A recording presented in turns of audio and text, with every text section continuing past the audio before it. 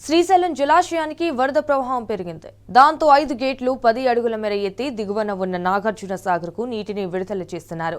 ప్రస్తుతం ప్రాజెక్టుకు 2,32,290 క్యూసెక్కుల ఇన్ఫ్లో వస్తుండగా అవుట్ఫ్లో 2,01,743 క్యూసెక్కులుగా ఉంది. ఇటు ప్రాజెక్టు పూర్తి స్థాయి నీటి మట్టం 885 అడుగులు కాగా ప్రస్తుతం నీటి మట్టం 883 అడుగులుగా ఉంది. ఇటు ప్రాజెక్టు పూర్తి స్థాయి నీటి నిల్వ 215 టీఎంసీలు కాగా ప్రస్తుతం 204 టీఎంసీల నీరు నిల్వ ఉంది. కుడి ఎడమ జల విద్యుత్ కేంద్రాల్లో అధికారులు విద్యుత్ ఉత్పత్తి చేస్తున్నారు.